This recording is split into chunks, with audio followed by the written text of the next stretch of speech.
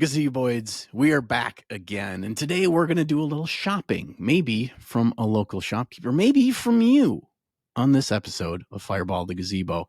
How you doing, Vince? I'm doing great. So is the shopping episode here where we introduce all of our affiliate links down in the description that you can go buy stuff? Is this all a sneaky plan toward that? We don't have any of that crap. We should get it at some point, but no, we don't have any of it. If we were smart, we would, but no, we are not actually selling anything today, Right. really. Other than good times and fun cheer. Yes, absolutely. Right. No, I'm very excited. Today, we are going to be talking all about shopping and running businesses specifically as a group, which I don't think enough people explore, like having something to care about. So and this is something I know you and I have done a lot in our game. So I'm pretty stoked about today. Yeah, this is going to be a big one. This is, I think, if you haven't done this or if you've done it half-assed before in a campaign, and how you approach this is often much different than many other aspects of your typical RPG. So we're going to dig into all of that today. But first, we're going to do a little bit of story time. Vince, do you have any stories from your recent campaign session that you want to share with the audience? I do, as a matter of fact. So the PC's still my second edition game. It's funny because I also have my fifth edition game going on as well, but I'll set that to the side. We'll cover some of that in the future. The PCs in my second edition game have begun the next leg of their adventure. They're in the middle. They're basically running around in a country that's having a civil war. Okay, like the War of the Five Barons. And I thought you were going to say War of the Spark, and I was like, okay, yes. No. No, but what I love about what I love about it is I'm trying to set it like the country really would be in a civil war. So I'm thinking about a lot of different references. What I mean is like there's a war on, so like that has effects, but they can move around a lot of the space in the country and like not see the war happening. Right. You know what I'm saying? Yeah. Like it's not like soldiers everywhere. Correct. Yeah. It's like, no, there's a battlefront and like things happen at certain places. And that's like, the front is that way, some miles and stuff like that. So, anyways. Okay. So they're going through this, and basically they made friends with one of the barons who's like the most upstanding one, the one who doesn't want to be king. He just wants to protect his lands. Sure. He's like the paladin, good guy. Right. He was like the first baron they met. So, he's the nice one. The default guy you side with was what that is. Correct. That's right. Yeah. And he's like, oh, hey, in the neighboring barony, there's this rumor of a weird disease breaking out. I'm afraid it's going to come here. I'm afraid it's going to spread everywhere. It's really horrible magical disease and so on and so forth. And the PCs, of course, are like, oh, well, we'll go solve that right up. We're powerful characters with magical spells. No issues here. It's like there was a cartoon where they're like marching off, and he's like, there's like two fighters and a rogue, and they're like, wait a minute, we can't go attack the dungeon of the Mad Lich. We don't have a cleric. And the one guy's like, don't worry, I bought 3 healing potions. Oh, we're good then. Okay. It's that sort of thing, right? Oh, we're good. So they're like, all right, we got all these spells. So they go in, and most of this adventure was getting themselves up to like the source of the disease. I love the fear that happens when they realize, because they ran into somebody who was diseased, and they're like, okay, well, they'd meet like a priestess of Ilmater, the suffering god, the crying god, right? Yeah. And she's like trying to treat these people and keep them alive and do anything she can. And she's just failing over and over again. She's just exhausted at the end of her rope because she's watched so many people die of this like horrible magical disease that slowly makes your skin rot off and makes you speak in like abyssal and drives you completely insane. It's a fun disease. Anyways. Speaking in tongues. Yeah, effectively. You just start like shouting out things in abyssal and nobody can understand you, but it sounds really evil, and then your skin rots off and you die. So at any rate, they're like, well, we'll check it out. So they go and they check out the sick person, and they're messing around. They're doing magical things, to try to figure out what's going on. Yeah, they're magically poking this guy, right? I mean, that's effectively what's happening. And, they come to find out, cure disease, okay, and these kinds of effects don't remove it, right? Because otherwise, it for like a few hours. Sure. Okay. So you get like basically some hours. If you do like other spells in conjunction with it, you can extend the number of hours. But I'm talking about hours where you put the symptoms at bay. Okay. And so the fear that suddenly crept in as the realization of like, oh, we are actually on the line here. And then as they get toward the heart of the disease, they meet like the original village where this all started. They eventually find their way there. And there's just sick people everywhere. Uh-oh. And they get in fights with like some diseased forest creatures because this is a magical disease, so it can jump the species barrier, right? Oh, no. And two people get sick. They get the disease in the fight. You knew it was By the gonna end of the happen. night, three people had the disease, and I'm like, okay, would you two please put the number 2 on your character sheet, and you please put the number 1? I need to know how many days this has gone on, right? Because things are going to start happening, and they're like, and just the realization that they were now on the clock, Right. right? They've been told that like most people succumb within 4 to 5 days to the significant symptoms and then are dead a few days after that. Very tough people can last up to 7 days before before they like succumb to the bedridden exhaustion slash skin rot type of thing and madness. And they're like, okay, this Ruh-roh. is what we're on now. We've got a few days to solve this problem, We need to we or need we're dead. we need to find the patient zero Capuchin monkey that has escaped the scientific facility and has infected everyone. And we need to find that monkey and we can get his antibodies. Also, alternatively, instead of finding the source, your group could have invented the disease potion insulin pump, where it gives them a constant drip of disease potion, cure disease potion, and they can live as long as they got the pump, which is, I mean, I deal with it every day. I don't see why they can't deal with it. That's very funny. Yeah, no, they did not think of that. That would have been a great, like if there's like an artificer type person in the group, that would have been Yeah. a pretty great solution. Yeah. I love that. Just like, no, we'll just micro dose this cure disease. So yeah, they're at the heart of it. Effectively, where they are right now is they found the facility, right? And like the outside guardian of the facility was this big, massive treant that lived over a moonwell, and the moonwell got poisoned with this disease, and then the treant got infected with it, and so they had to fight this like ancient big treant with his like he was like a hangman tree. He had like bodies in his branches and stuff that animated. Fun fight, fun fight. Yeah, that sounds like a good time. So here's what's funny. There's also Yan T involved. Like ultimately the bad guys here. It's I'm not going to give away stuff, but they because I know now some of my group watches this and I'm not giving away spoilers. But they they know there's Yan T because they met a few of them outside. And the Yan T had like planned to ambush on like round X after the fight with the tree. And I was like, all good. I'm sure I'll give this enough time. No, they walloped this tree so fast. Now, to be fair, it was walloping them. Okay. Oh yeah, you gotta win that race, you know. Yeah. In the span of like a round, it put 4 people on death's door. So they were like, okay, Oopsies. time to get out all the tricks.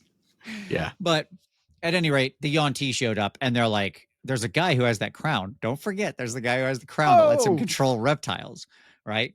Now, in this, the Yan T, especially second edition, aren't really reptiles. They're like demonic psionic creatures. Yeah. Okay. And there's one player who's just always convinced I'm out to get him. Or like he's not in a bad way. He's just like, oh, sure, of course. And he's like, yeah, of course they're not reptilian. He's like, we're never gonna meet a reptile in this game again. And I was like, and I'm like, I'm looking at my adventure, which is just like the Yonti have like tons of snakes and other reptilian things. And I'm like, okay, buddy, if that's what you want to think. But you know, Yeah, because if you give somebody a really cool magic item, you got to give them a chance to use it. So Right. that's for next game. Right. Yeah. You put them in positions where they can use it creatively. It's not simply a hammer and something else is a nail and you just activate and it wins. It's like, oh yeah, but they got all these baskets full of snakes that they milk. You know, they're milking snakes back there, the auntie. Oh, we're gonna let the snakes go, baby. Yeah, You got it. That's exactly right. It's gonna be all sorts of stuff like that. Yes. So Yeah. they can get creative.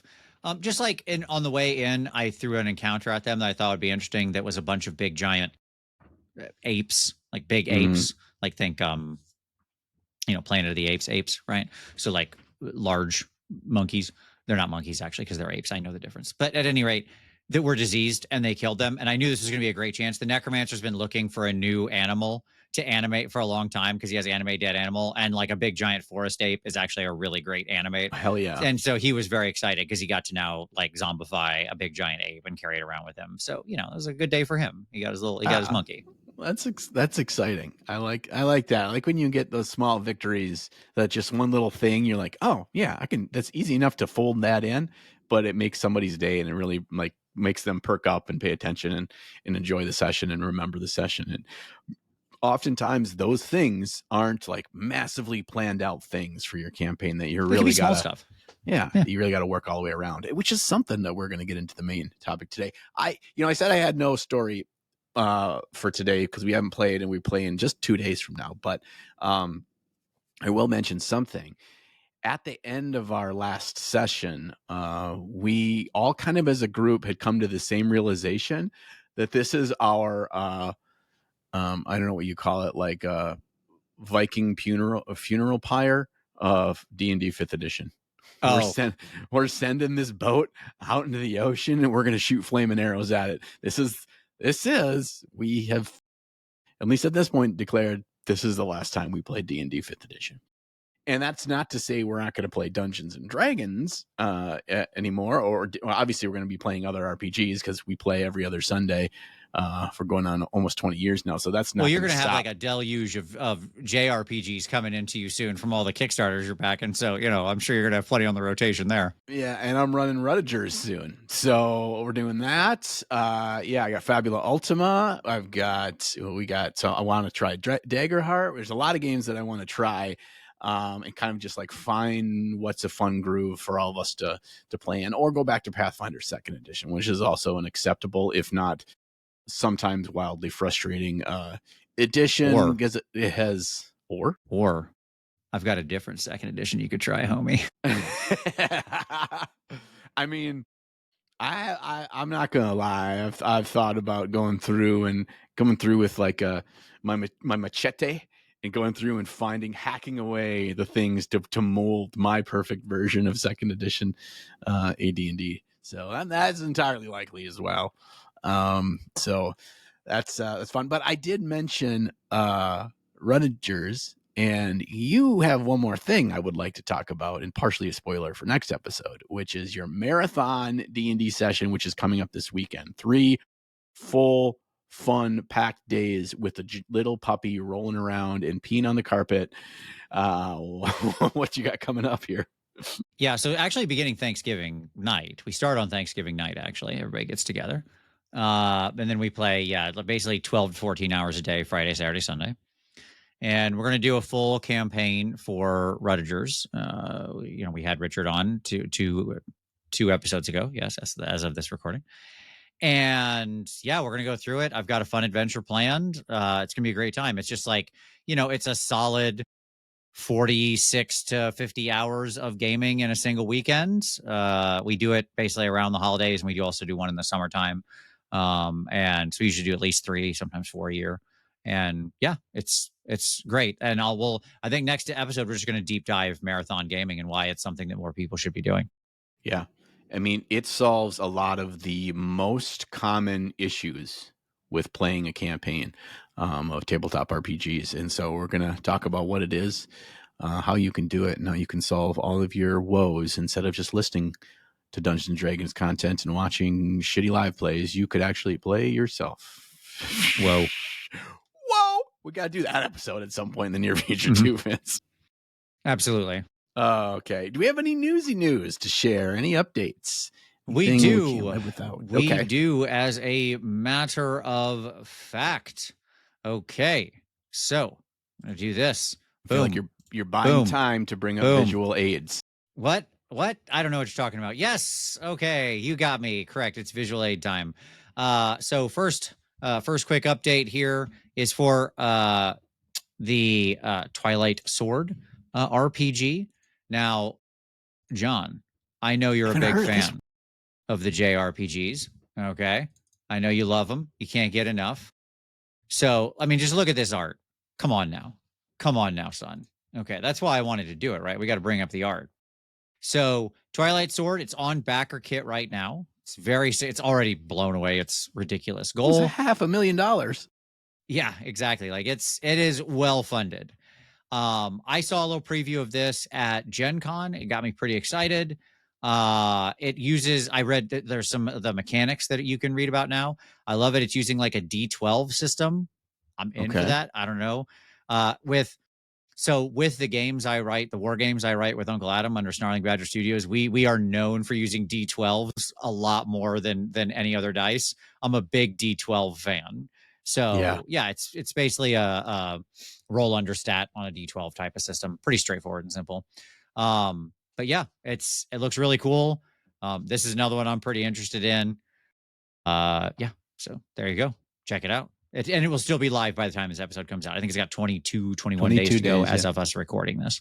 I'm downloading the free preview right now from the Backer Kit site. There you go. Yep. Yes. Okay. This looks super cool. Like, yeah, this was great to add a visual on here, but check out the Backer Kit and the art styling. I just love. It's very much a whimsical, story-driven kind of a feel from the very get-go, and Yes. I'm going to look into this as well. So thank you for sharing that. Yeah, D12s. I think D12s is one of those dice that you don't use very often in regular D&D, and every time you do, doesn't it just feel like you're having more fun? It feels great. The Great Axe being one of the big traditional D12 dice, right? Yeah. Yeah, or you cast a sizable single target spell, and you're like, all right, I'm busting Yeah, out there's some a couple D12s, of spells that baby. use like multiple D12s, which is like, yeah, that's a good feeling roll right there. Yeah, something great about it. I can't explain it. It just is. I don't know. So there you go. All right, next up on our journey here through the news, go be the other picture. Why will you not be the other picture? Be the picture. There we go. Yes. There's the other picture. Okay. Critical Roles got their for Daggerheart has their first expansion coming in summer 2026. A lot of people were surprised that this got announced. They're like, it's so quick. And I was like, it's like a year after the game's release. I don't know. That feels like exactly the time when I was going to expect it, but okay. So yeah, because obviously the game itself basically released this last summer. So 1 year later, they would put out an expansion. That's pretty much what I would expect. Mm-hmm. And so it has 4 new classes in it: the witch, the warlock, the brawler, and the assassin, as well as a bunch of new everything else you would expect to support the GM, new bad guys, new, everything, adventure stuff, all that kind of thing. So okay. So by the time, depending on when you're monk, I assume so, some kind of like fisticuffs fighter, I would assume. Yes. Fisticuffs. Assassin. Probably more general, like people like using terms like brawler and stuff, so it feels more culturally wide, as it were, right? Because like you can have bare knuckle fisticuff brawlers who aren't necessarily like monk being an unarmed or very specifically armed fighter is a sort of traditionally Eastern type of thing. Like monk in Europe means something very different, right? So yeah, I like brawler it swings so far the other way. It seems to me is unpracticed, untrained, too generic. I think martial artist is a better overall encompassing term, but it's also a boring one. But truly, martial arts span just about every country on the globe through the history of mankind, and they all kind of fall under that loop. And sometimes they're kind of an amalgamation of many others over time. But again, it's not as cool as brawler's a much cooler word. So I think we should just call it like puncher, foot puncher. Would any foot puncher? Yes, exactly. Would fister be okay? Is there anything problematic about that? I'm not up on any kind of urban slang. Is that fine? Yeah. I mean, I've played a character called Mr. Fister. He was a villain though, and okay, sure. You didn't want to be caught. Well, there's always Fisto from He-Man, right? Exactly. Yeah. And what was the one from that Trey Parker and Matt Stone? Oh no, it was from oh shoot. You know what audiences love when you're making a reference and you can't find the actual reference. I was thinking of Cockknocker, played by Mark Hamill in one of the Jay and Silent Bob movies. Oh, sure. Yes. Of Yeah, course. Yes. where he has one giant arm and he just punches you in the Yes. groin. So People are going to get sued over this one. Yes. Absolutely. feel free to make a brawler this summer in Daggerheart and name him Cockknocker. There you go. Absolutely. It's really just about attacking chickens. He's like he has a family vendetta against all chicken related things. Yeah. If you're from the poultry family, be You're going wary. down. Yeah. Yes. All All right. right. My final one, my final little bit of news actually connects to our story today. I brought in here this beautiful piece of art from the book. So the Heroes of the Forgotten Realms, like the Heroes of Faerun book, as well as the Adventures of Faerun book, are out now. We've talked about this previously. Mine should actually be here, I think, Friday, day after Thanksgiving. Because I ordered mine, I think that's when the shipping should be here. Anyways, I'm still getting the books. I love Forgotten Realms. I always pick up all the Forgotten Realms related stuff. I'm a sucker for it. I don't care because, like, I still want to know what they're doing with all these different sections. This one's really interesting because it does broaden out the world. We're not just talking about the stupid Sword Coast. Like, I like Baldur's Gate and Water's Deep and all that, but Forgotten Realms is really big and full of really interesting places. This one takes a much more broad view, which I like. But the reason that I wanted to, I really mentioned, I was reading about like, well, what's in this thing before I bought it, right? I was like, yeah, Okay. I'm going to buy this book, but how happy am I going to feel about it, right? And what's cool is they have a whole section called Aurora's catalog or something to that effect. Now, John, are you familiar with Aurora's Whole Realms catalog I'm not. or the No. Aurora line of shops across the Forgotten Realms? No. I mean, it is not within my memory. It is. I'm not saying I didn't 20 years ago read about it if it's that old, but no, I'm not familiar. Okay. This made me so happy because this is truly one of my favorite products that has ever been published for D&D. We talked last week about like your top 5 books ever, right? Okay. And like original DM's guide from first edition and the Rule Cyclopedia being 2 of them. In my top 5 would be the Aurora Whole Realms catalog. Okay. This is a second edition D&D book, softback. You can get them on the cheap because they're not that expensive still. And what it was a catalog. So you know I used to get catalogs from like Sears or something like that? Oh, Yeah. yeah. Oh, yeah. Sure. This is the same thing. Okay. Aurora has shops all over the major cities of the realms. She's franchised. Of Okay. She's a course. business magnate, Mm-hmm. as well as being an accomplished adventurer herself. So again, just ties perfectly into our show today, right? It But does. she opened a store, it got successful, and so on and so forth. Now, what was cool about the original Aurora's Whole Realms catalog was it was full of just stuff, items, things, most of which was not magical. Like if you wanted Yeah. to outfit a shop or a house or a castle or something, how much does it cost to get some really cool basins or dry sinks or refrigeration, magical refrigeration units, Uh, or like to get cool, unique thieves gear? Like there was a whole section called like For the Rogue or whatever that had like cool gear to like do your thieving thing, right? Just like man. unusual thieves gear. There was cool cleric stuff to like make neat potions or better ritual gear, like your little incense burners and things like that, right?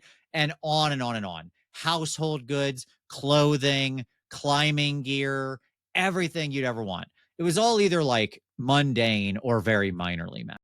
Does that make Wow. sense? Like, I'm looking through the wiki on this right now, and yes. there you can find such things as a wheelbarrow, a Yeah, sure. lathe, fat and wax, a shepherd's crook, a book safe, chain, paintbrushes, All the spices. If you want an to buy spices, how an they convert, because ostrich. it's actually a very efficient way to carry instead of gold. You can buy very expensive spices. They like just small amounts of are worth hundreds of gold. It's a good trade. Like it's a really good method of currency conversion if you're overstuffed on gold. Good, yeah. I will pay for this night's lodgings with a teaspoon of saffron, sir. We'd have to sell it when you get to a new town, but yes. Barter. Um, Okay, this is But amazing. anyways, so they have a new section in here that's like the Aurora's catalog where they're updating that idea with a bunch of like mundane and minorly magical items that just do like neat stuff. And I was like, oh, okay, that section alone made me so much more excited about the book. I'm not even gonna lie. Like that's I'm worried that it's not going to have enough. Like the thing that makes this so good, and I'm just scrolling Yes. through what's in this book, is sheer volume. Like, Yes. just give me weight of pages. And if you're like, it's a chapter in our book or whatever, I'm like, it's going to be half-assed. Maybe I'm It just being won't a have nit. enough. I'll tell you right now, it won't have enough. Okay. Yeah. So what I need to do is before this episode goes live, go on eBay and buy this before all the gazeboids go buy the original second edition one and the price skyrockets. Oh man. Because this is like edition agnostic. Like you could use this literally anywhere. I And it use this works. in every game of D&D I have played, regardless of edition. We use this in second, third, fourth, fifth, period. Yes. This thing is bulletproof. Okay, that's what I'm talking about. It's just like, it's so good. It's so And good. and the cover of the book looks like you'd expect it to be for it to be a old Sears mail order catalog. Like Correct. it just looks like it's that's what it's there for. I love this.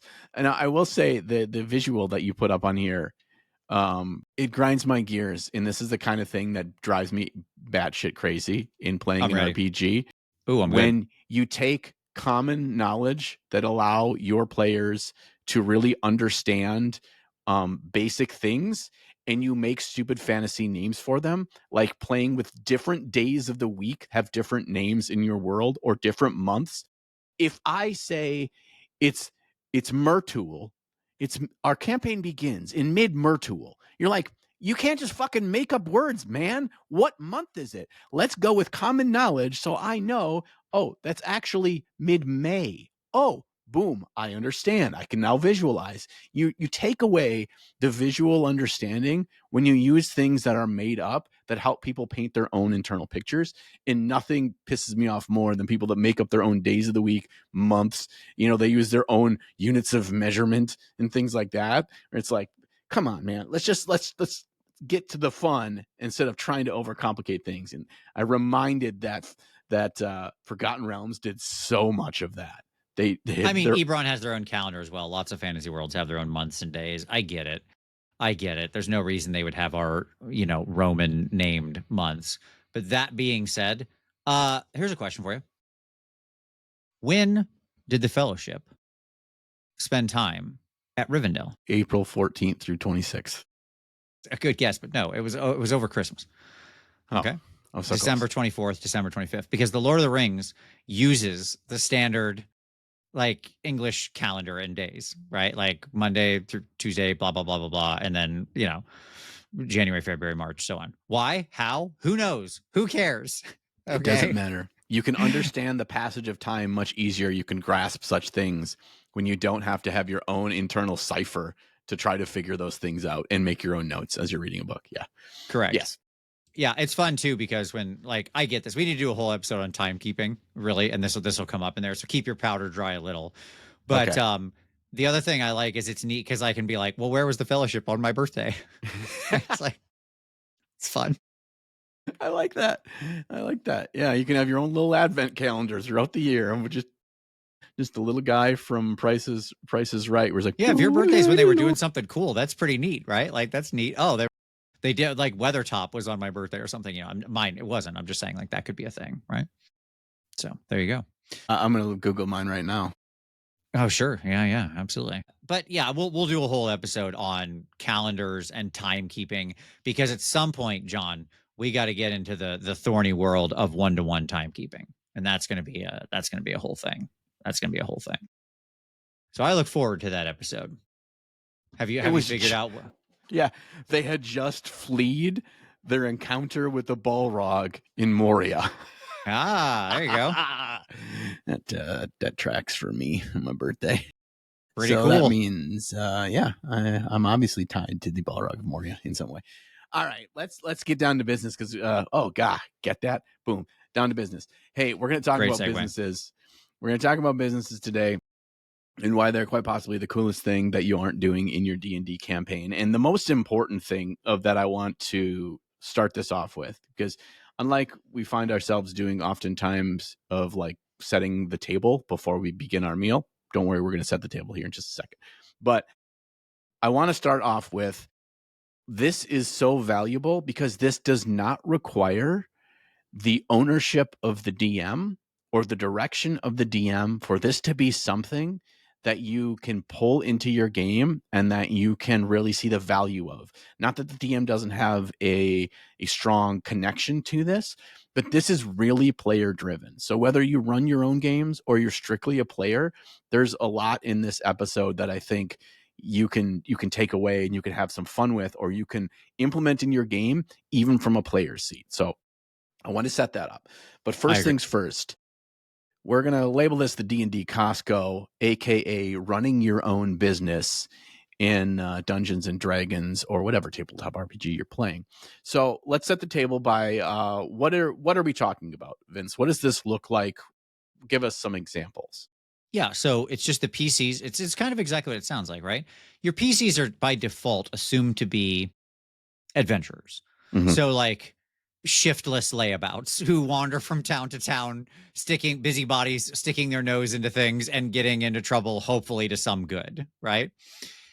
And that's fine. That's a perfectly valid adventure. I've run many of those campaigns where you're just like traveling the world as an adventurer. Eventually, you garner some amount of fame doing it and you help solve big problems. And that's the game, right? You kill orcs and rescue princesses from dragons and do all those things. Great.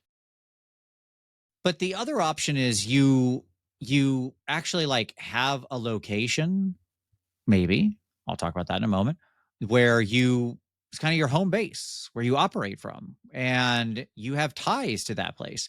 Maybe you open up, you get a little entrepreneurial, as you're doing a lot of home invasion, murder, and theft and getting all of that money.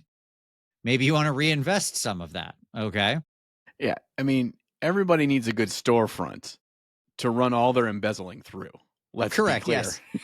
That I had a character where that is literally the whole reason I ran a bunch of businesses was a major function of it was embezzlement. Yes. At any rate, you as well as racketeering, I assume. I don't know what that is. Nobody knows what it is, but I was doing it, I'm sure.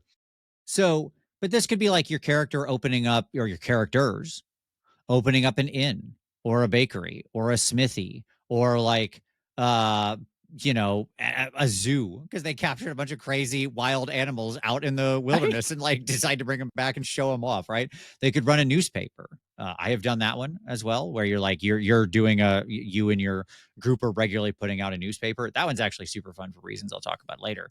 But like tinkerer, toy maker, soldier, spy, whatever, all that kind of stuff. And um, or you could have those are all like static businesses for the most part. Not necessarily, but for the most part, a lot of them require like a shop front. So it assumes you're like operating out of Waterdeep or something like that, and you have a business, a shop front. Some of this stuff could be mobile. Like if you're a mobile smithy or something like that, you might go around or like, and just like you repair other people's items or things like that. If you're a jewelry maker, you might travel around and sell. Same with like toy makers or small goods. Right now in my second edition game, the group has started a traveling circus. Oh, Okay. hell yeah. I wrote When the that in the bard got his document not knowing followers, that, but that's perfect. That's perfect. correct. When the bard got his followers, he was like, "Well, I'm doing a traveling circus," and everybody in the group was like, "Okay, we're in for that. We'll help. We want to be part of this."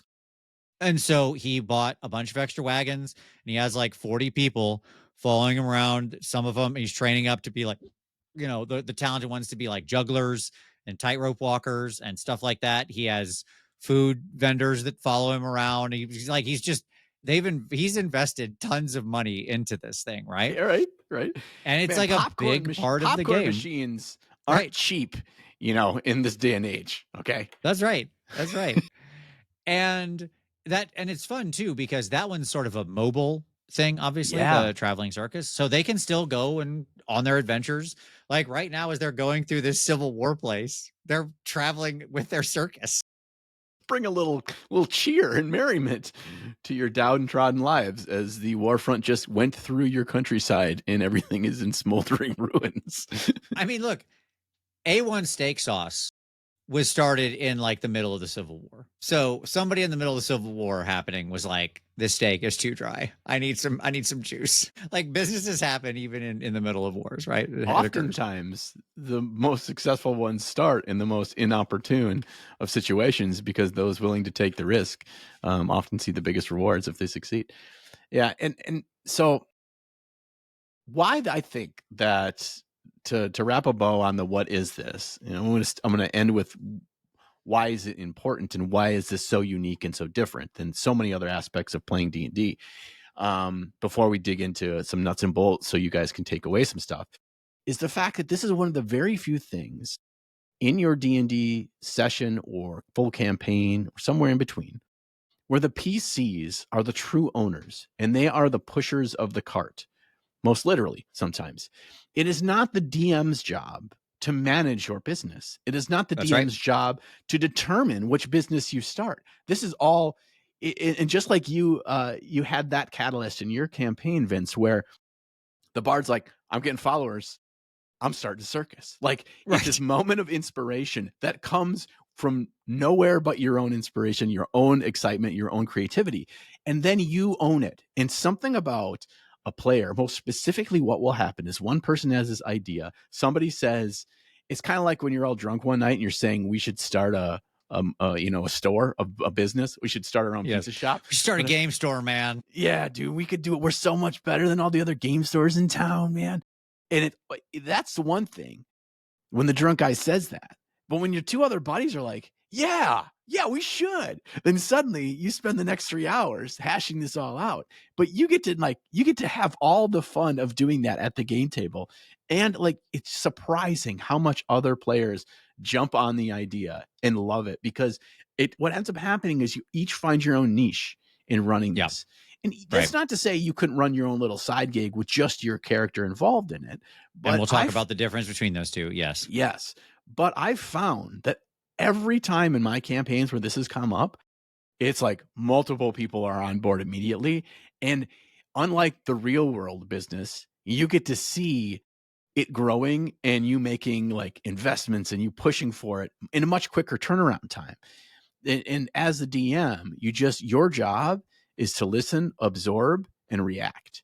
When more often, it's the other way around, where the players are reacting. But here you get to take the initiative. And that's just so fun and unique. And like, you can get wacky with it, and it can start as one thing. It can start as a bakery. Like, our group started as a bakery, because we saw a niche in the market. I mean, we just could not find a good loaf of bread to save our lives in this city square. So we thought, hey, and from there we started making, it was just like automated stuff, like the Weasley's house, where they do all your housework for you, and you didn't You're just even the we Wonder Bread company by the end. exactly. It was just it evolved into something so much more weird and grand than we had ever began with. But as long as the DM lets you roll with it, like, and they're like, sure, why not? Let's do it. Um, you find that this oftentimes becomes the glue that keeps your players and your DM excitement level and engagement high. And then everything else kind of just has this smooth runway for you to pull it into the game. So that's why we needed to talk about this. And I'm so shocked that this isn't talked about nearly as much out there in the D&D sphere. Vince, what do we want to Yeah. So do? Oh, go ahead. I just want to say one thing on that. Like, I think it can start from both sides. So Dragon Heist, the book adventure, famously starts with what's his name? Volo or whatever, handing you a deed to an old Yeah. rundown big house. Yeah. And like you can kind of do whatever you want with it is the idea. But like that's a little DM inspiration. Like give people a little bit of a stake. As a DM, you can kind of dangle some of this out and see how Right. they see how the PCs take it, right? So you can give them like an old building they got to fix up that they could turn into an inn or a restaurant or a something, right? That's an option. You can put those kinds of opportunities in front of them and see if they bite. If they do, great, then you know this is something interesting. But don't force this on them, right? No one wants No. homework. Okay. When No. this is bad, it's you, the GM, going, you've got to run this business now. And it's like Right. work. Okay. Yeah. So, your players are going to tell you pretty fast and pretty bluntly whether or not this is a thing they're interested in.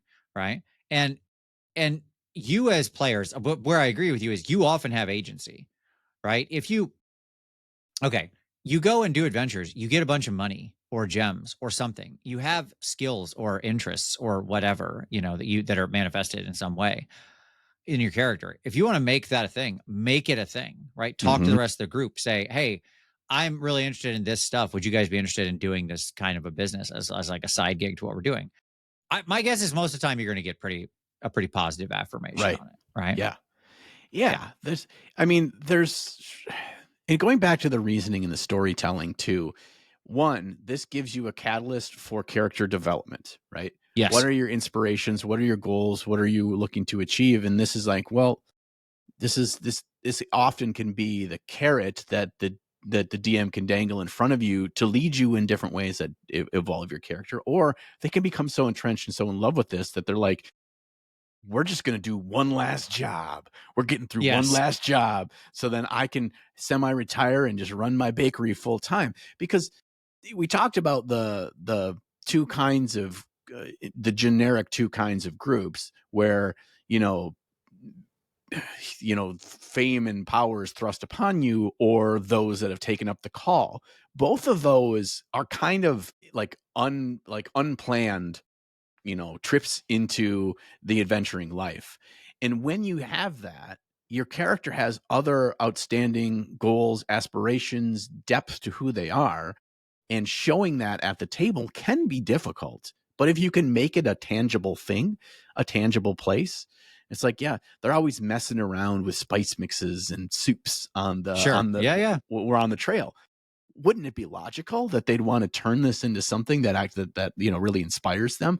So it's a great way to bring your characters to life and to show their future. And if you're running the game, you now have more knobs to turn and dials to mess with, to not necessarily like fuck with their business. I'm not saying do that, but you can put a little heat under them sometimes if something that they care about, whether it's an NPC or a physical place or business itself, that will get them more engaged, excited, or furious, right? Yes. So I mean, we're going to deep dive the NPC angle on this later because I yeah. think that's like a hugely important part. Okay. Like that is the ultimate reason to do this. Okay. So, couple of quick things I want to hit on here. Let's talk about the you've got somebody interested, but not the whole group situation. Okay.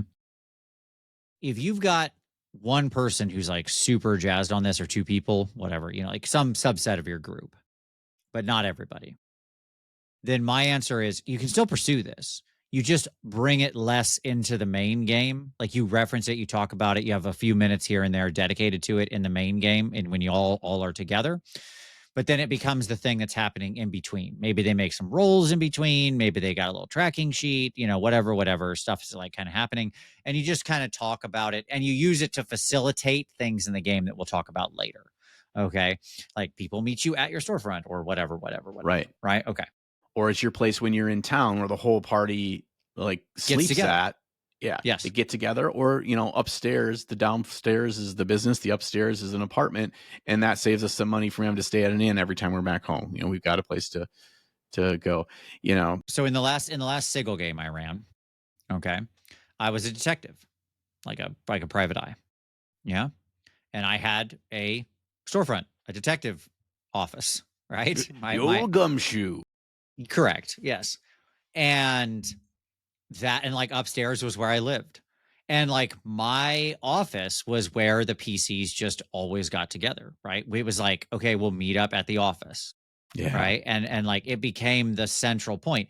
And it became where like if NPCs needed to find us, they knew they could always just come to the office Ah, and find us, right? right. So it became this like central hub of activity, right? That didn't need Yeah. any further explanation, anything like that. And we could build that out. So on and so forth. The same thing happened in the Dragon Heist game because we turned the initial place that we get into like a restaurant and inn. We redesigned the whole place and everything. So that was like a restaurant and inn. I'll tell some more stories later on. What you call it, the dragonfly? We did not. No. Okay. No, it was like the Winding Hawk, I believe is what we called it. We'll see if anyone gets that Um, reference or not. sure, Continue. absolutely. But so like my point is that like if the whole group is interested in, okay, so if Ah, you've got like everybody involved, okay, now not only can this be a thing in between games, like you still make some rolls, do some tracking, whatever, talk to your DM in between the game. Now it can also be a thing that you're dedicating time to in game yeah. where you're actually having like that's when you can start making plots, as it Right. were, revolve around the thing in a big way, right? So I think you got to be sensitive to that and like calibrate accordingly because normal fifth edition D&D treats this kind of like a downtime activity Yes. and that's it. Like it's a thing you're supposed to do. Oh, you have some kind of skill or craft. You kind of do it in between other adventures that are the important part, right? No, I disagree with that take. Right. Okay. If this is something that parties are interested in, the PCs are sorry, the party as a whole is interested in, all the PCs are interested in, it's not a downtime thing. This is the thing, right? Yes, sometimes you'll still go far afield and have a big adventure and go slay a dragon. Yeah, that'll happen too, right? The king will come to you. But like a lot of the day to day, you can capture just through the business, through like people who come up and interact in there, attack you at your place of work. Like a rival business owner shows up, blah, blah, blah. We'll talk about all these NPC stuff later, right? But there you go. And that's if it's like static. The Yes. mobile one is interesting because then you're just bringing your business with you. Like again, if you're running like my PCs are doing running a circus, but you could just as easily be traveling merchants of any kind. Mhm. It becomes an That's fun because then people know you and you can have excitement about you coming to town. Yes. The mobile one works so great. Actually, they both do this really well, but the mobile one especially well because sometimes the most difficult thing is starting up interactions with a new settlement, with other travelers, with guards, with whomever. Like you often like don't know how to start the conversation. But here, you just have a go-to, right? Every time. And it allows more natural interactions. The captain of the guard at the gates may ask some questions regarding your business. A local child may come up and be real excited and run off and tell the other kids. You know, the innkeep will wish you that you'd set up shop just outside to push business. Like you've made all these easy on-roads to interacting with new PCs. And I don't want to jump into the NPC thing too much because we're going to dig into that wholeheartedly because that's such a massive part of this, but we want to hit some other stuff first. But yes, they both kind of fulfill the same thing in terms of NPCs, but it's fun because when it's on the move, like it becomes a core part of your identity. Oftentimes when I've seen this, the group itself will like refer to themselves as representatives of the XYZ Corp, or we are members of the traveling juggling troupe, or we are the Yep. whatever. Like that becomes like a bit of your like who defines who you are. And that's why Yes. it's so The lore of valuable. your group. Yes. Right. Right. And it's so valuable to have that. And it makes it so much easier to get conversations going. And they often feel much more organic as opposed to random old man comes up to you and tells you about a quest. You're like, I don't feel right.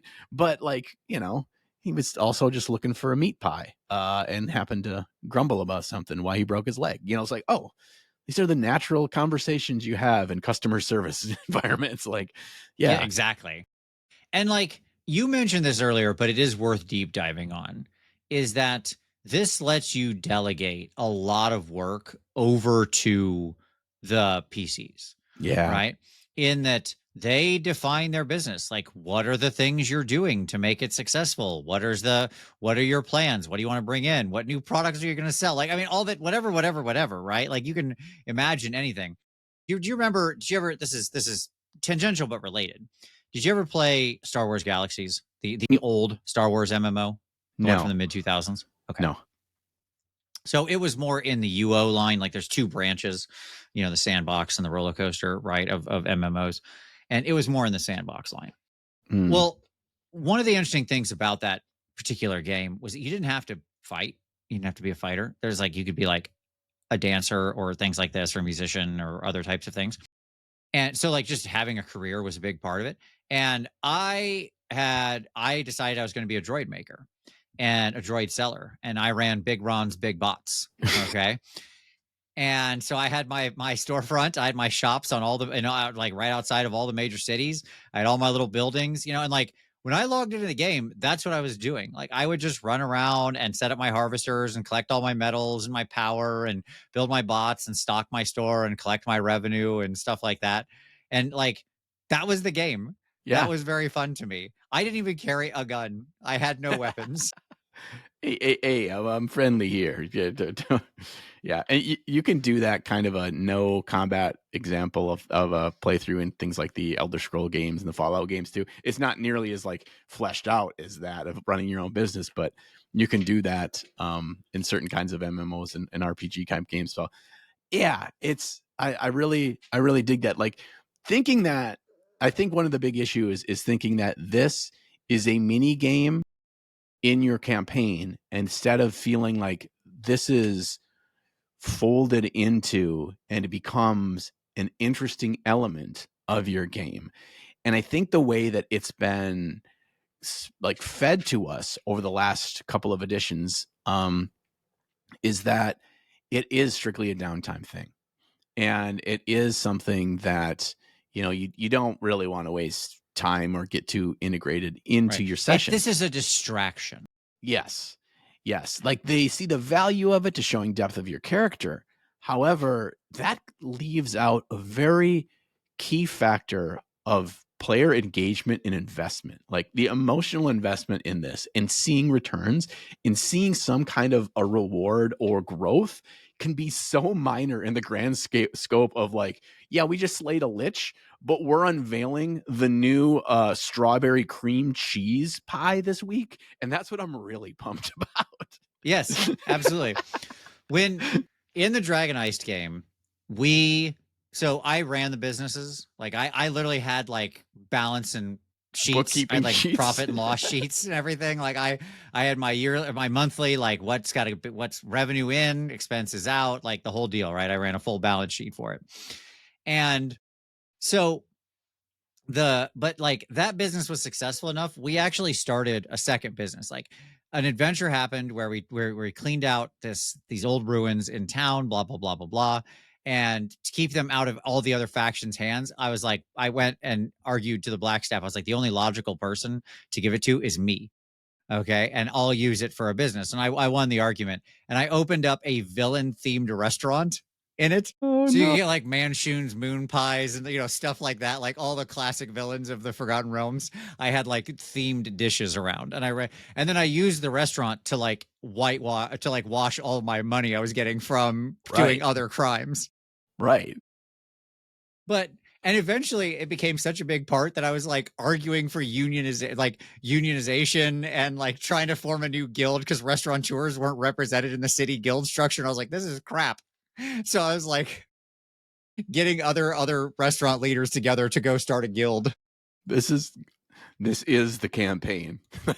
like you turn around one day and you're trying to unionize and you're all picket fence. You have your picket signs and you're stopping those crossers. Yeah, like this becomes it. And it's like that's why this is just so fun and so interesting. And also it's so easy to relate to real world events and experiences that we've all had, right? Most of us or all of us have had to work some form of a shitty customer service job or a good one. And like playing the fun versions of that, the silly versions of that, but still having some real world experience to draw on.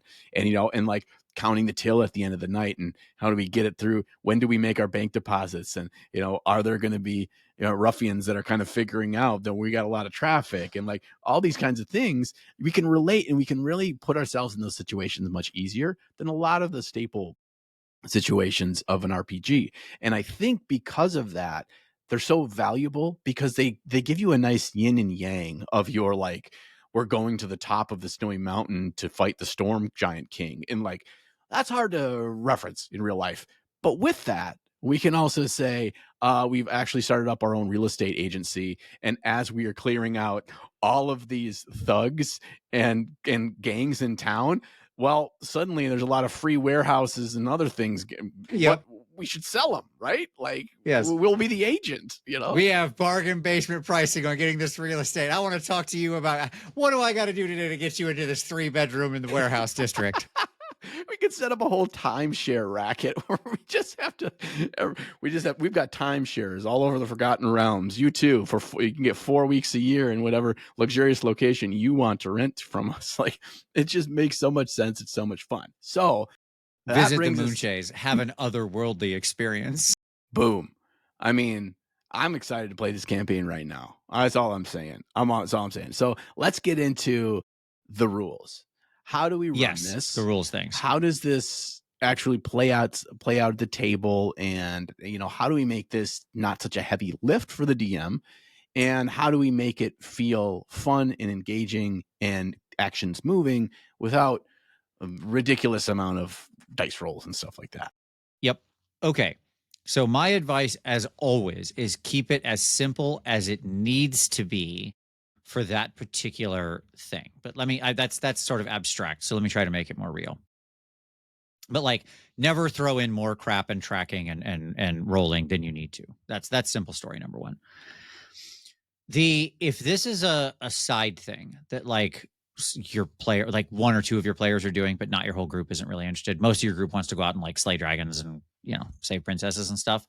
Then there's been a bunch of simple rule systems that have been published over the years. Like we mentioned the downtime activities in 5e, but like going all the way back to older editions, they had, very simple or different rules for like running businesses and stuff, right? Like this is your average. If it's a business this size, it has this amount of expenses per month. They roll. This is how much revenue you get, and blah blah blah blah blah blah blah, right? And it could be just that easy, and you just like have the PCs roll very quickly in a game or in between games, and you're good to go, right? That Right. could be all it needs to be. Yep. Okay, that could be all the rules around it.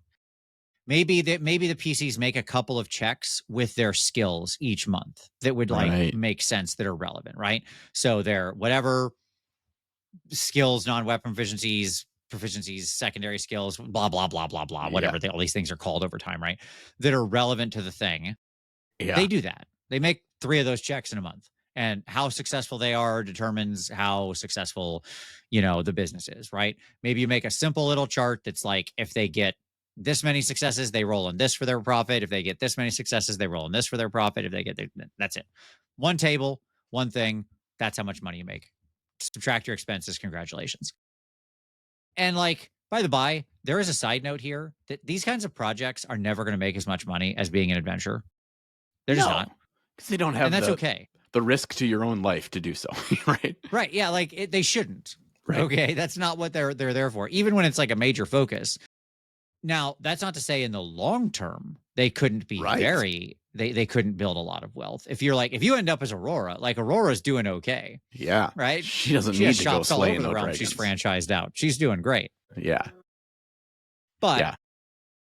if you're just running like a side thing, that's cool. It's just a little bit of income, but the money isn't really the purpose. You keep the rules simple. They make a little extra coin, a little extra scratch, some pocket money. But what it does is it ties them to the world in all the ways we've talked about. Right. That's the actual value, Right. What right? you'll find, and this is also what I'd recommend if you are a PC that's looking to do this in your group, is that you'll find that the group, however much money that they make, they end up reinvesting it all back into the business, which is what Yes. good businesses should do in the first couple of years anyway, right? You're trying to like build off of your success and to grow. So an easy thing to do is like, okay, what do I think a laborer would make in a given week? I don't know, maybe let's say they make 6 silver a week. All right. When your Right. business And a is lot of DMGs, by the way, do have this info of like how much it costs per week for people of certain skill sets in society. So it gets really easy to just calc that out and you can get to expenses. I'm sorry. Go yes. ahead. So it's very easy for you to like, all right, I'm going to just create a really basic, really straightforward leveling system for your business. Level 1 is you make 50% a week what an average laborer would. Now, okay, so that means you're just kind of growing and it's slow going and you don't have a lot of knowledge or there's not a lot of word of mouth yet. And then maybe at level 2 is you get up to a full laborers for week. And then you just kind of have it go up from there. And then arbitrarily, based on what they're doing and decisions they're making and focus that they're having in your game time and time they're spending in their downtime. Because remember, downtime is a finite resource. And you really want to reward or pay attention to acknowledge what the players spend that time doing. Because otherwise, they'll just be like, I guess I walk around town and look for deals, or I guess I do some more training at the training dummies, or whatever. They end up just like checking out unless you give them something exciting and show the value of them doing that. So it's a great use for downtime. And you'll find that PCs will be looking forward to being done with an adventure. And so they can spend a month at home with their downtime. Exactly. You just nailed it. Perfect. to what I wanted to say, which is one of the biggest problems in the newest editions, as we've talked about before, is everything is go, go, go, go, go. And it's Yeah. really hard to create downtime. Getting them involved in a business that they have to like invest time in where they can't resolve everything in 6 seconds with a sword, right? Stretches the time, right? Because your business is going to move in months. Your Right. combat moves in rounds. That's a very different time scale, Right. right? And so PCs will it gives you an excuse to naturally let like a lot of time pass in between big moments without the PCs feeling like, well, what did we do? We just sat around, I guess. Right? Like, what did we fill that time with? Well, no, you were running the business. That's what was happening. You were growing it, getting customers in, doing some contracts, like trying to get some new products on the shelf, working on your skills to make a better thing, blah, blah, blah, blah, blah, blah, blah. And by the way, it's not your job to define that as the DM. That's what's awesome. The PCs are going to fill that space for you. Yeah. You're taking a lot of the heavy lifting off your own shoulders. You know you've done it right when you come back to a session and the PCs had just leveled up and somebody says, "All right, finally I leveled up. So now I got to skill level in knowledge mercantile." Like you know that I had a I can campaign. make this awesome new like alchemical herbalistic potion or something that's like, again, not Yes. magical, just like a cool thing we can sell in No. the store. Great. Like they're actually investing in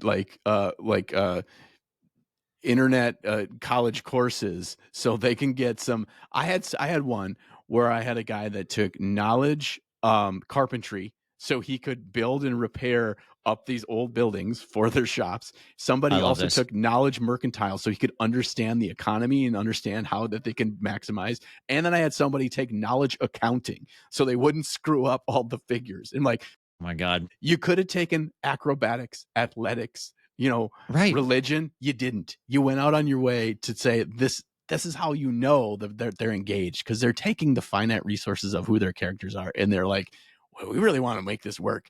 And so while you don't have a lot of skill checks, I think that one fun thing you can do is you can run fun skill challenges through this. So it's like, all right, we're leading up to the grand opening and all hands on deck. Somebody is handing out flyers. Somebody is out talking into local businesses. Somebody is repairing the windows. Somebody is working on new recipes. Somebody's doing whatever, blah, blah, blah. And you run this whole like montage. It's great to find some good montage music to play in your session Yes. while they're doing this. And then you react to it's like, oh yeah, you got the cherry pie filling down perfectly. That's a success. And you're like, oh no, you actually dropped all the flyers in the puddle. That's a failure. Like all these things happen, and then you lead up to the grand opening, right? And based on how many successes and failures they had, boom, the big day is upon us, and we see the fruits of our labor and stuff. And you don't have to do that just for the grand opening. You can have these fun times where it's like we are rolling dice, we are showing the evolution and the excitement and what you're investing your time in, but we're not doing that all the time, right? And so your at the table time should be interesting, fun, should be player driven, that kind of thing. And then the downtime, you could maybe have them do a couple of checks or whatever. And what I don't like to do checks in downtime that result in 1 to 3 checks of whatever skill could equal nothing. Like you spent a month, something happened, you're pretty Progress. proficient. Progression happens, it's at the rate that the progression happens. So they always feel a valuable use of their time. Don't ever just, like punish players for a couple of bad dice rolls. That's what they're investing their time in. You don't want them to feel like all the air has been let out of their balloon around their business. So just allow that. Yeah, so that's kind of my thing. And then obviously the rules examples is you could do with stuff that's almost like side quests, like side quest of like, steal the arch villain's secret Baja Blast pie recipe. So then you can be the first to market with it. Like, I mean, Well, that's going to transition really. Like, let's go to NPCs, but I want to leave one more thing here. My ultimate advice with rules is you just mentioned them, like things like skill challenges, simple skill checks can run most of this. Look back at things like in the DMG, look at downtime activities, and then just apply some minor customization that suits your own game and go. Just keep it light. And then as the PCs start running into things that you feel are important to make checks around or build on, you can start adding little rules, right? And you can just kind of tinker with it over time. It doesn't need to be all encompassing from the jump. mhm. That's what I'll say. right? We The are business is going to start small, some simple checks, some simple money and profit and loss. That's it. right. One thing why I think in general DMs often are really trepidatious about just saying yes often, probably much less than they should, is because they're worried that saying yes could break the game in some way, most often around combat. Well, there's no reason for you to ever say no in this. You should always say yes because it's not messing with combat, right? Right. You know, it's like Right. This is the it's stakes get so much lower, right? You yes, let them experiment, let them fail, let like all that kind of stuff, and boom, you're good to go. right. And we're set to go. All right. Let's dig into NPCs. Okay, this is such a huge section. People must be like, why are you guys putting this off? And I think it's like because this is a really, really, really important thing. Okay. So this is a great opportunity. Having a business, whether mobile or static, is the greatest opportunity to tie your players to the world with NPCs of literally every type Mm, and make them feel grounded and engaged and part of a real living world in a way that almost nothing else can. And you already talked about some of the stuff where like um people you can show up to, like if you've got like a mobile business and you show up to a city, people are going to be like, "Oh, it's the Flying Dragons trapeze artists. We love you guys. We're so happy you're here." Right? You come up to the captain of the gate and he's like, "What's your purpose in coming to town?" A lot of times adventurers are like, we just want to visit, doing some shopping. We're busybodies. We're probably going to get into stuff and cause trouble." But here they can be like, like, because that's what the guy hears, right? But here they're like, "Oh, well, we're traveling merchants and we've come with, we make jewelry and we sell, different jewel craft." And it's like, "Oh, okay, cool. Come on in." Like we get tons of merchants every day. It's not weird. But okay, I'm going to broadly define this into three categories, John, because I think this is okay. so important. All right. Okay. Category one, NPCs that you work with regularly, okay, that are Hmm. your like hirelings, associates, people who work for you, with you, etc. So these could be like suppliers you regularly work with to get raw materials. These could be literal hirelings you have working for you. I had named, like, I knew who were the servers in my restaurant were at my villain themed restaurant. Okay. I had a restaurant manager. I had a head chef. I knew who all these people were. They were all defined. I had like a lieutenant I had who like who was a manager over both of my primary businesses, right? All this stuff. Okay. And every one of those people are fun NPCs that you as the player can help build. You, like you talked about earlier, this is actually the DM can be in there, but the player has the chance to define these people and build them out. And then they hand them over like a ready-made packet of interest Yes. to the GM. It's so good. Like, hey, here's a bunch of people I made that I love and care about. Here you go. What could possibly go wrong? What could go wrong? Okay, so that's Right. broad category number one, right? Yeah. Okay. Category number two is it provides a static place for general NPCs in the world who might be Yes. quest givers or sources of knowledge or resources in general to meet the PCs, interact with them, etc. Right? Like I regularly hosted the Black Staff at my restaurant because I was trying to foster a relationship with her. Mm, Right? So it just gave an excuse for that. She doesn't work for me, obviously. I yeah. mean, in the long term, I plan to have that happen, but that's for later, you know. But the point is that like people can just show up at your business. And as you said, like, "Hey, I came to get meat pies." "Oh, what happened to your leg?" "Oh, there's a griffin attack out on the highway." "What? There's griffins attacking?" All Adventure. right. Yeah. This is it. It's easy points of information. Is anything as a DM that you wanted to make happen for that night session or this story arc or whatever, you now have access to either people that live in the neighborhood, people you work with or work for, all this is all readily available. And then your world feels alive because there's people coming and going and living their lives and doing whatever they do. And every morning they come and they get a quart of your ostrich milk from your milk bar, and you learn about what's the happenings in the neighborhood. Like there's so many easy ways to have these things happen, and then suddenly this what started as like a little side aspect of your world becomes a centralized hub of Yes. information and people. And that's what it's all about, the people. So it's just an easy way to get your players in front of other people. So great. And what was the third category, Vince? Third category, and this is the most important. Okay. Villains are awesome, but recurring villains are hard, right? Yeah.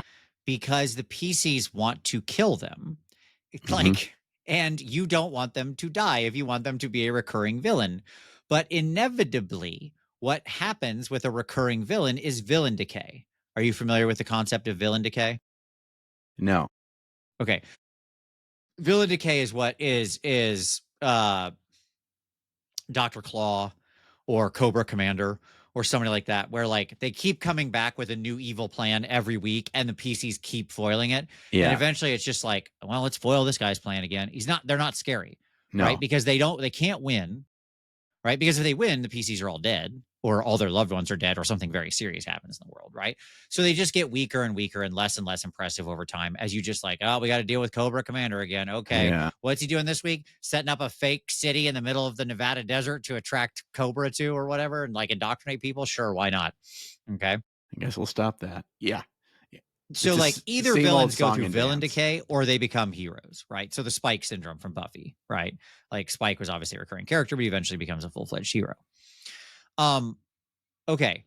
This gives you the chance to introduce recurring antagonists, villains that the PCs can't kill because they're just rival business owners. Like they're like they're not doing anything illegal or anything like that. Maybe they are. Maybe the Right. PCs have to uncover what how are they getting these spices at these prices? They're undercutting me. There's got to be some shadiness going on here, right? But like That is the fourth Pizza Hut he's opened in this neighborhood this month. Something can't be right. that's right, exactly. So it just it lets you create these really fun recurring antagonists, Yes. opposition points to the PC's plans that aren't killable villains because they're just other people in society. Right. Yeah, and like it's just like it gives you so many routes to go with your story when you have other people that they care about, both good and bad. And that doesn't mean that they're bad people. That's the struggle with this. It's like, yeah, they also make this damn good Amish furniture. How are we gonna beat these guys? Like they're not bad, but they're just like they're the competition. And maybe you good listener are thinking, well, we're just gonna take them out and kill them. Guess what? Your campaign just took an interesting side Yeah, because twist. you're criminals now and Yeah. murderers. Yeah, and all this thing that you're trying to do and grow your business has now been thrown out the window when you are now consider like because you can go on the run. You can be like, well, they're not going to catch us. The city guards can't catch us. But if they found out you killed this guy and your business is in the city, guess what happens to your business? It's Right. donezo. So Yep. it's like oftentimes the player's like, well, if somebody's mad at us, that's fine. We killed somebody, that's fine. We can get away. But you can't just pick up, you know, your franchised restaurant chain throughout the city and take it with you.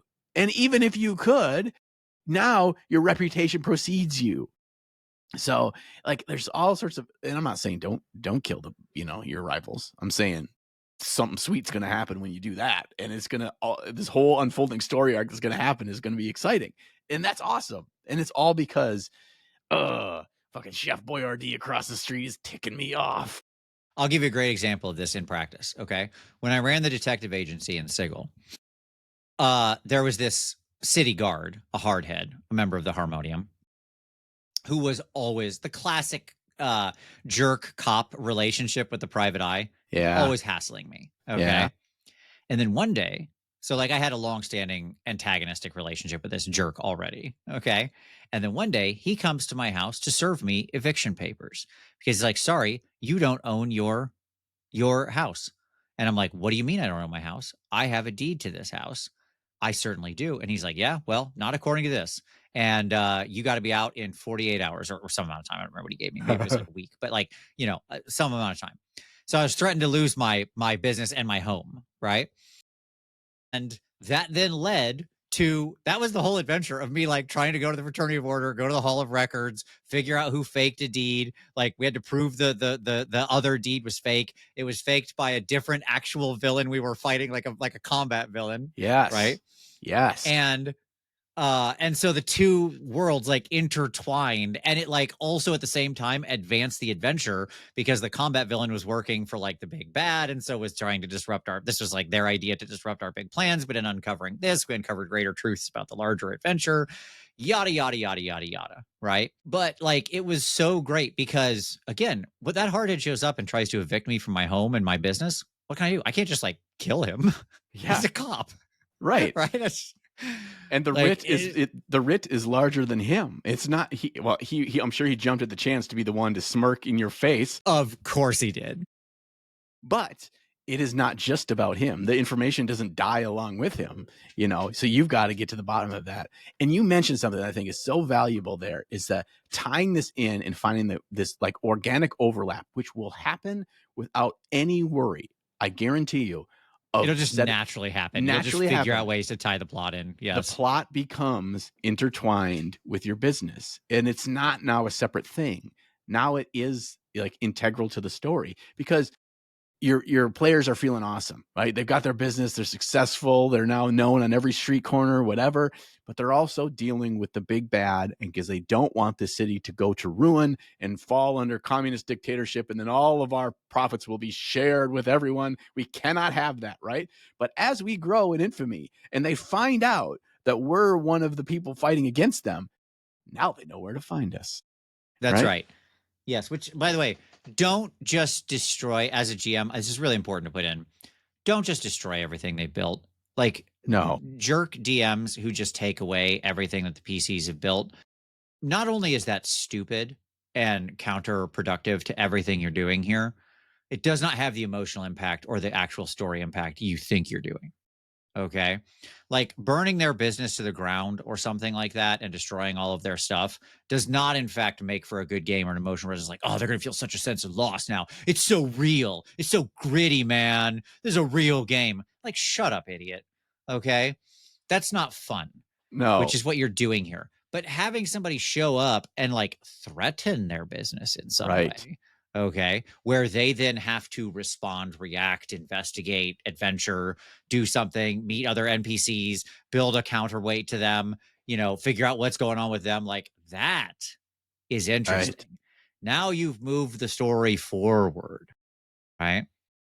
Burning their business to the ground off camera is like literally the dumbest and most boring thing. That's like just that's the girlfriend in the refrigerator move. There's nothing interesting. Right. No, there's like players need ownership of their own futures. Like they need to be able to feel like the things that they do and the choices that they make matter. You just took all of that away from them with when they had nothing, no say in the matter, and that's never okay. But yeah, like using that as a knob to turn, a lever to pull, in good ways and in potentially negative ways. And they're going to be fine with that because they are invested and they are going to go with you on that journey. Just do not take full control. I mean, they're going to look at this business as a character in the way that they have it is very close to them and they want to have control over that. They do not want to feel like it's out of their control because if you lose that at your campaign, you might as well close the book because your players will not trust you to actually feel like they have control over their characters because you just murdered the character that they care most about in the game. It just happens to be a ladies' shoe store. Okay, you never want to do that. So, all right. The So, last thing I want to say out of this, real quick, okay, okay, like my last point is this also presents you with a unique opportunity to reward them in ways that you couldn't just as an adventure. Okay. Like as an adventure, you can yeah, get like the favor of the king and some neat magic items and a big pile of gold. That's adventuring can bring you all of that. Okay. hmm, But like successfully running the business, you could do stuff like, oh, because the business, because those adventurers are now in the neighborhood and running a successful business and like get involved in the neighborhood gets nicer. Other businesses move in. The community gets better, right? right, They actually like materially improve the world. They make friends with like other people and other walks of life. Like it might be campaign quest relevant later. Yeah. Okay. But like they become good friends with the druid who always stops by because he thinks that their vegetarian pies that they make are just like the absolute bee's knees, the best thing in the world. And like that's not a character they would have ever had a chance to actually interact with in the normal quest. But now it's one of their best friends. And when they meet a good druid later for to uncover Right. like what's happened at the Moonwell, right? Now they've got somebody they can call on. So you can pull that dial of just as though you can threaten them in unique ways, you can also reward them in unique ways. And I think that's super powerful because, again, it just goes to that thing you're talking about of making the world feel more real. Right. Yeah, you've given them all these other resources that are on their side. And so often in our D&D campaigns feels a little bit us against the world.